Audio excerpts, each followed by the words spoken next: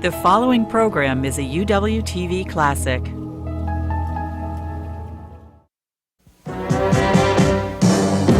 From the University of Washington in Seattle, Upon Reflection with Al Page. Our guest is Professor Noam Chomsky from the Massachusetts Institute of Technology and a guest lecturer at the University of Washington. What determines how language in a particular country evolves? Why is French, for example, so different from German? Well, first of all, you're assuming the French is so different from German. And the French would probably say so. You know, there's no simple measure of how different languages are from one another. In fact, if you look at the languages structurally, the way a linguist would look at them, French is different from the other Romance languages in a variety of ways, which make it more similar to German and other Germanic languages. There are a number of features of French which are sort of Germanic in character. Give us some of those features. Well, just to take a simple one, in all the Romance languages, except for French, you can delete the subject of a sentence. You can say the equivalent of walks to the store, meaning he walks to the store. We can't do that in English, but you can do it in Italian or Spanish, and in fact it's common Romance, goes right back to Latin. French is the only Romance language in which you can't do that. It's like a Germanic language pretty much in that respect. They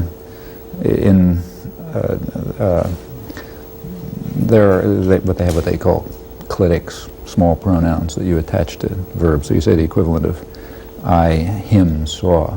That's common Romance. But in the other Romance languages, you can do things like I, him, want to see. You can do that in all, meaning I want to see him, but not in French. And for a variety of constructions, actually, there are quite a number of respects in which French is different from the other Romance languages. Incidentally, Old French, Middle French, say French in the medieval period was not. It was like the other Romance languages. So something happened to it that made it less like the Romance languages and more like the Germanic languages. How does language change over time? How did 18th century French change compared to 12th century French? Well, you know, when we talk about language change, that's very misleading. I mean, there is no such thing as a language in France. I mean, up until, say, the turn of the century, you could find people in nearby villages in France who couldn't understand virtually could not understand one another. The idea of a national language is a pretty modern phenomenon. It has to do with the rise of nationalism and communication and so on, or take, say, Italy today, or Germany today. I mean, the differences among the things that we call German are enormous, so enormous as to lead to non-mutual intelligibility. You have to learn the national language when you go to school. It's a different language than the one you spoke at home. When we talk about language changing, what's actually happening is that it's kind of like species changing. There's a mixture of all sorts of dialects, and the mix changes over time, either because of conquest or some political change, or boundaries are drawn in a different place, or some kind of commercial interchange or whatever. The mixture of these things changes over time, and you take a look at it a few centuries apart, it looks like there's a different language. But what happens is that between generations, there are usually small changes having to do with other influences from the outside and so on. And these things are cumulative. Sometimes they lead to pretty dramatic changes. I mean, within a couple of generations, the language can change structurally in quite dramatic ways. And of course, in, say, lexicon, the words of the language, well, that's a different matter altogether. So when technology develops, you get a whole new vocabulary. But if you were in France in the 12th century and you understood all the nuances of language, could you have predicted how these various languages would have evolved over time? No, it's totally impossible. I mean, is it partially random? It's not so much that it's random. It's not actually random. For all we know, it might be completely deterministic. There's just too many factors involved. It's like predicting the weather. There's just too many things going on. Human life is a pretty complicated affair, and now our cultures are speakers of English can be misled by this. English is relatively homogeneous. You can go a long way in the United States. I just came from Boston, and I understand everybody in Portland and Seattle and so on. But that's not true of most of the world. Most of the world, language areas, you can get very different languages pretty close by. And much of the world is what we would call multilingual. The closer I get to the border between France and Germany, the closer the languages become. Yeah, well, in particular, if you go from, say, Paris to Rome, as you go toward the Italian border, it starts to sound more like Italian, and at some point it becomes Italian. And there isn't, in fact, I mean, by now there's enough national unity and so on, so you can really find a border. But if you go back a little ways, there was no border. There was just I wouldn't say a continuum. There's just constant changes and fluctuations and variations, and you started speaking one thing in one place and another thing in another place, and they're not mutually intelligible often. But along the way, there are just all sorts of changes. Now, with the rise of national states, and especially national communications and national education systems and all of these things, which is a pretty modern phenomenon, then you get what we call national languages. Now, as I say, English is unusual.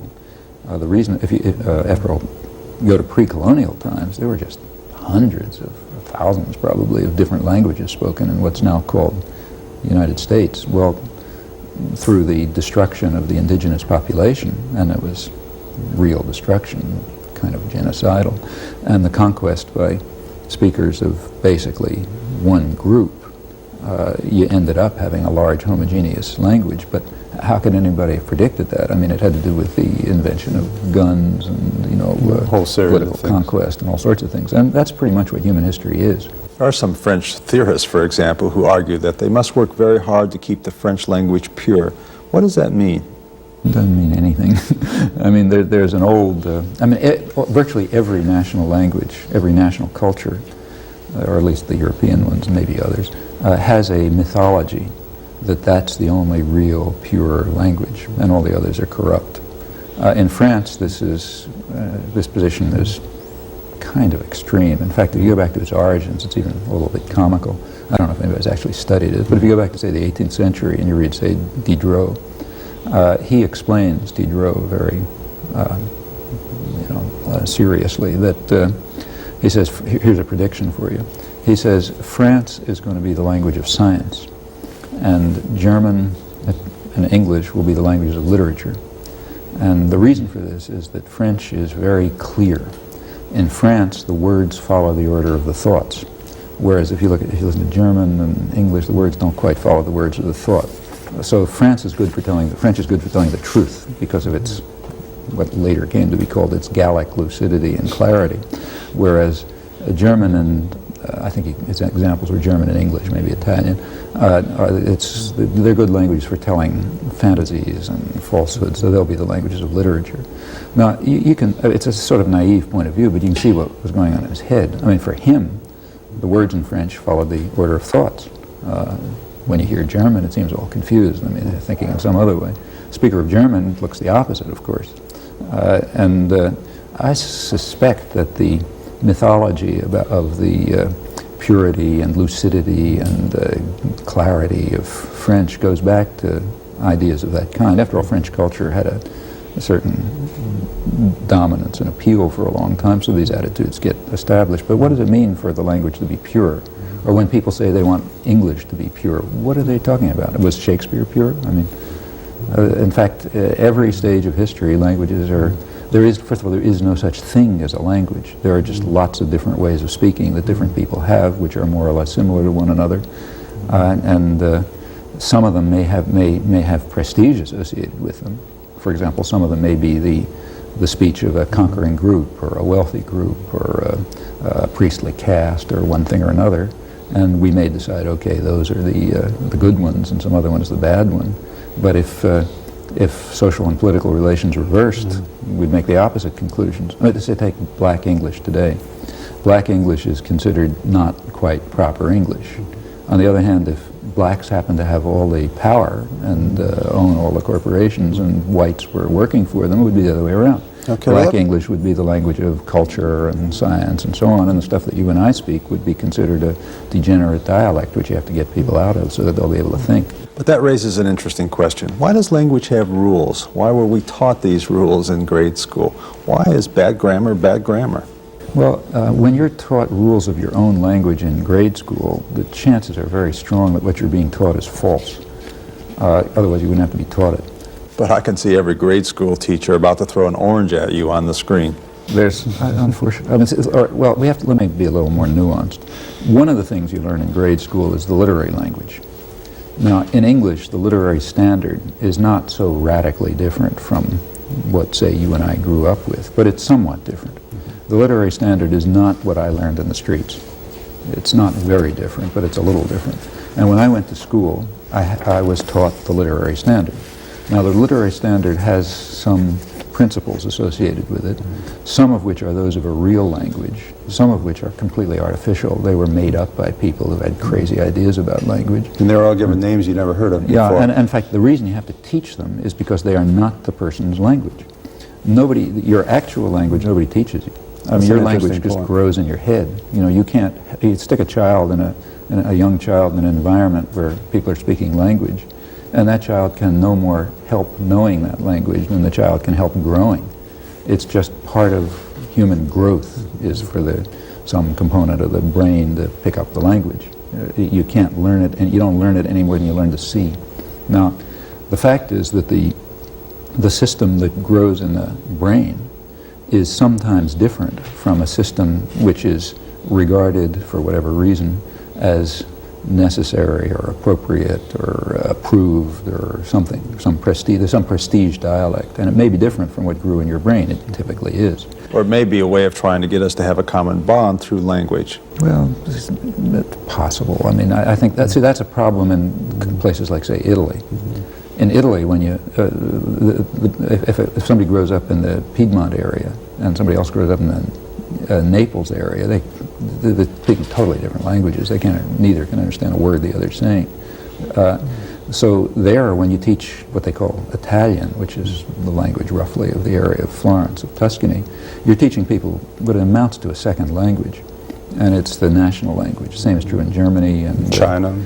Well, China is even worse, because what we call Chinese is a set of languages which are as different from one another as the different Romance languages. They just happen to be all yellow on the map or something, and they happen to be a unified political area, but there's no sense in which they're the same language. We call them Chinese dialects, but that would be like calling French and Romanian two different dialects of the same language, Latin or something. I mean, all of these terms have no linguistic meaning. They have only socio-political meaning of a very complex sort. And the way in which they interact with authority structures is crucial. So what we call good English is a system which is partly artificial, I should say, which is taught to people because it was legislated to be good English. Now, some of what is taught, it breaks the rules of any conceivable human language. That's why it has to be taught over and over again. So I don't know if people still do it in school, but when I was in school, you had to learn all sorts of complicated nonsense about shall and will, which nobody could ever remember. I mean, I forget what it worked. I shall, you will, or some strange thing. That violates, there are certain principles of human biology which determine what a language can be, and no language can be like that. So that had to be, in fact, you can trace that back and you can find out who invented it. You know, some bishop in the 17th century or something invented it and decided that's the way it's supposed to be. Now that kind of thing, of course, has to be taught because it's totally artificial. Or you have to teach people how to say he and I instead of him and me. Well, English sort of works the other way. I mean, if nobody was bothering you in English, you'd probably say him and me or here or something like that. But you're taught in the standard language not to do that. There's some other invented language, which is called the literary standard, in which you don't do it. And you ask the question, why do you have to teach people? Well, you have to teach them because it's artificial. It's not their language. And often it's not just not their language. Sometimes it's not even any possible language. Why is pronunciation and intonation so important to language? Why aren't words themselves sufficient to convey meaning? Well, you have to understand somebody else's words. I mean, if you go to central London and somebody's speaking Cockney and the words happen to match ours at some abstract level, you still may not understand them. The pronunciation may be different enough so that part of your knowledge of language is a way of decoding noises that you hear and converting them into a system that matches your own representations. Sometimes, now in order for that decoding system to work, the systems have to be close enough. You and I can do it. Actually, if you listen to us closely, we're speaking different languages. But they're close enough so that I don't have a problem decoding you and you don't have a problem decoding me. But again, that's a little artificial. That's because of the artificial unity of the English language spoken in the United States. I happened to be in England last week, and I can find myself in places in England where I don't understand what they're saying. I mean, if I listen to them for a while, we can establish communication, but you have to kind of retune your system in some manner that's not understood so that you can begin to decode what you're hearing. What role does slang have in a language? Why does slang exist? Well, people are, why, I don't know, but the fact is people are very innovative, and they like to do things differently, and especially teenage cultures. Why do teenagers wear different clothes?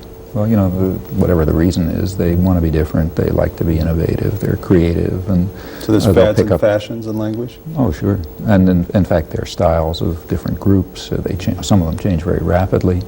The words that are in one era are archaic, and in another, the era can be 3 years or something like that.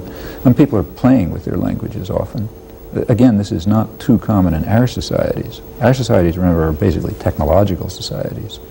Our intelligence and creativity and so on goes into other things. But if you go to, say, Central Australia, where you're finding basically Stone Age tribes, there's a lot of innovation in language. A lot of the cultural wealth has to do with playing games with languages and constructing elaborate kinship systems and things which probably have no or little functional utility. It's just the creative mind at work, you know. So you get very complex language games. A special language system taught as a puberty right, and only a particular group of people speak it, nobody else understands it. How does language differ in the way that it's used in the arts? First of all, there's a variety of conventions, of formal conventions that are humanly created, but undoubtedly reflect our aesthetic capacities, that set a framework within which, they set a framework of rule, humanly imposed rule, within which people create. So, in an extreme case, if you write a sonnet, you have to come pretty close to a fixed frame. And while that's an extreme case, the same is true of other literary conventions. I mean, part of human creative intervention has been to create forms, aesthetic forms, which are somehow either appealing to us or challenge our intelligence or whatever, and you work within them. I mean, after all, painting on a piece of canvas that has a boundary, that's pretty recent in human history, and that itself imposes a framework which determines the kind of art that you can produce. And in the literary use of language is just everything from the structure of a novel to the metric character of a poetic form is one or another human invention. Do you respond to poetry? Do I? Sure. If I have time to read it. Does it make you think differently? So what goes on in your thought process? Well, you know, I don't feel competent to say, but it's a topic that has been discussed quite intelligently. So, for example, if you read, say, but not by me, I have nothing to say about it, no one pretend to, but if you read, say, William Empson's 7 Types of Ambiguity, you get an intriguing account of why poetry makes you think, in part because it's so compressed, you know. And you only get hints, so the reader has to impose a lot of structure. You have to put your own self into it. And in part because the formal structure itself imposes a challenge to the intelligence. If you're just throwing paints around randomly, it's not a work of art, you know. But when it's done within the framework of a humanly constructed system of rule, at least you've got the prerequisites for a work of art. It still may not be. Whatever it takes, whatever creativity is, and that's not understood, that has to be there too. But certainly I have nothing to say about these topics. I wouldn't pretend to. We bring up another area you can claim you have no expertise in, and that's the use of humor. We respond to people who use humor in communication, yet it's not taught in grade school. We're not taught how to be comedians, but we respond to it, and that seems to be the case in almost every language. Well, see, I don't think that has too much to do with language. We can be humorous in other ways too. A clown can be humorous without using language, and nobody teaches a child how to laugh at a clown. Now, I think we're going here to interesting topics, but topics where nothing is understood. There's no doubt in my mind that there's something about human nature, you know, the basic structure of the human mind, brain, which makes certain things comical and other things not. just as there's certain things about the human brain that make some things come out to be a human language and others not, although they could be a Martian language or something. And at its root, it's, I don't think, fundamentally different from the fact that we grow arms and not wings. Now, we don't know why we grow arms and not wings, but you assume that it's got something to do with the human genetic endowment. And I think the comparable assumption is true in all these cases. Part of the fascination of the study of language is that it's one of the few examples where you can really get some insight into how it works. These other topics that you're mentioning, say humor, should be subjected to the same kind of study, but so far it hasn't been clear how to do it.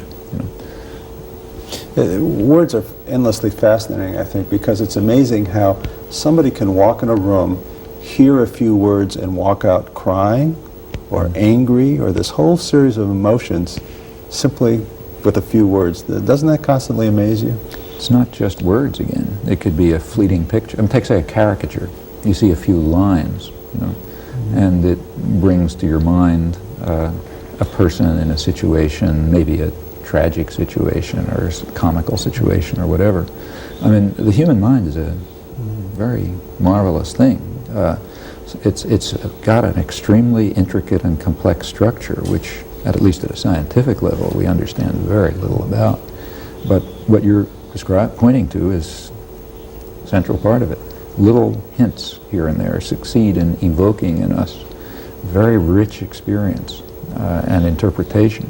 And what's more, it's done surprisingly uniformly for different people, which means, and it's of course done without any training or very minimal training. Nobody would know how to train people to do this. So it somehow must be the only logical possibility, aside from angels or acts of God, is it's something rooted in our nature. I mean, qualitatively speaking, these phenomena are very much like physical growth. The nutrition that's given to an organism, to an embryo, is not what determines that it's going to be a human or a bird. What determines that it's going to be a human or a bird is something about its internal structure. And what determines that we are going to be the kind of creature that can speak and that can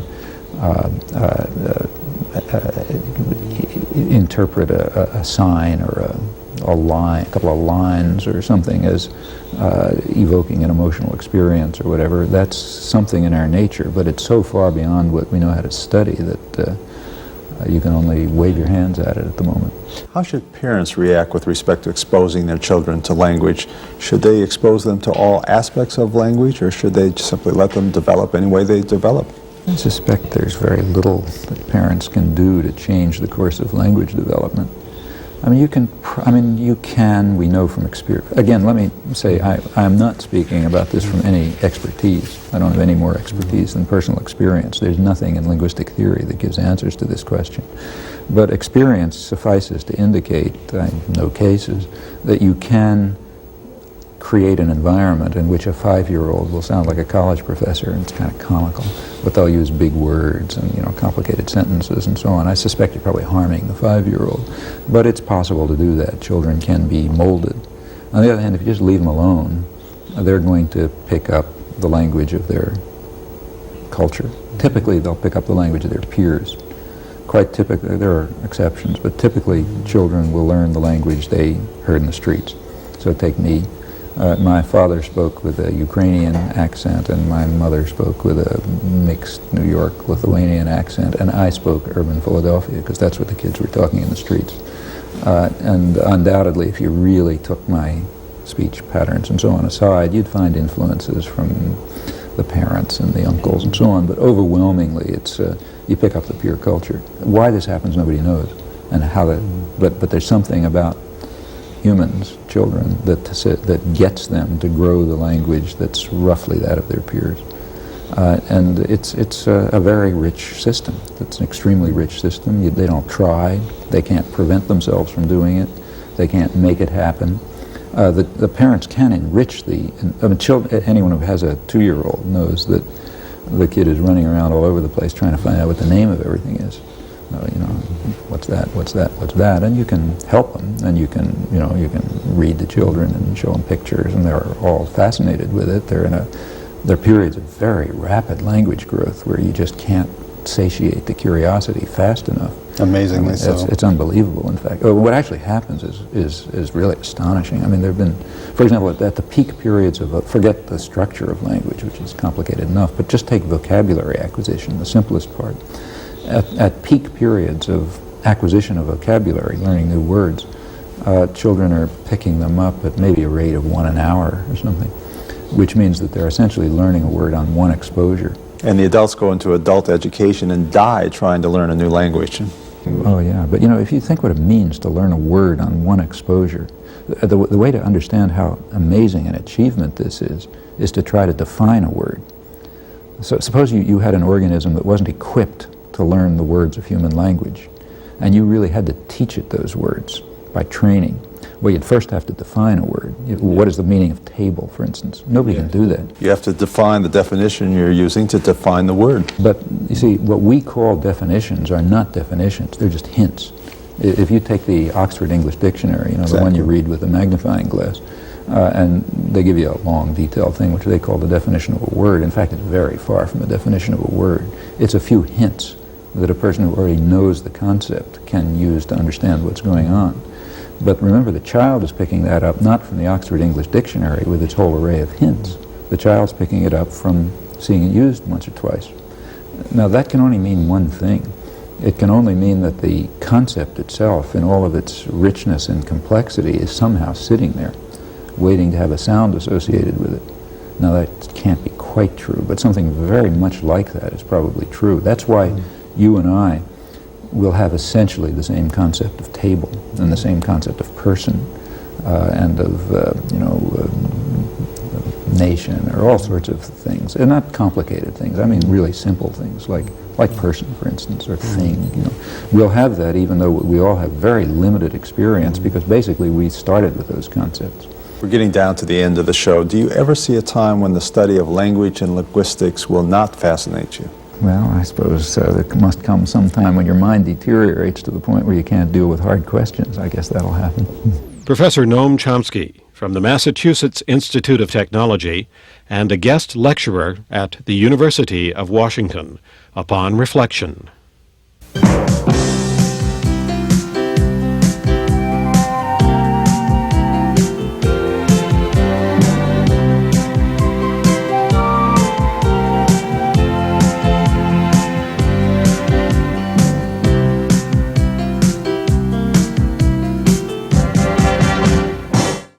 To see more UWTV classics, visit uwtv.org/classics.